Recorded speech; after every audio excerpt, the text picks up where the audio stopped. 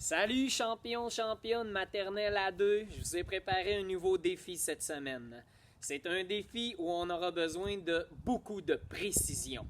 En fait, tu devras créer ton propre jeu de cible. Ce qui veut dire que tu auras besoin de 5 récipients qui vont servir de panier. Comme premier exemple, j'ai un couvercle d'une poubelle. Et comme deuxième exemple, j'ai un casque de hockey. J'ai numéroté les différentes cibles avec un numéro de 1 à 5. Si ton panier le plus gros doit avoir le numéro 1, plus le panier est petit, comme mon casque de hockey, il doit avoir le numéro 5. Donc, quand le panier est grand, le numéro est petit. Quand le panier est petit, le numéro est grand. Je vous ai déjà préparé les 5 autres paniers. Donc, le couvercle et le casque de hockey. Maintenant, comme dernier matériel, tu auras besoin de paires de bas de la même couleur. En fait, tu auras besoin de 2 bas de la même couleur. Donc, j'ai enroulé la paire de bas et j'ai 2 paires de bas blancs. Donc, il y a l'équipe des noirs et l'équipe des blancs. 2 personnes devront s'affronter pour essayer d'obtenir le nombre 10, le premier. Donc, à tour de rôle, tu dois faire un lancer dans un des paniers disponibles. Alors, j'ai manqué. C'est au tour du joueur blanc qui lance. Donc, le joueur blanc lance le bas manqué, alterné avec le bas noir.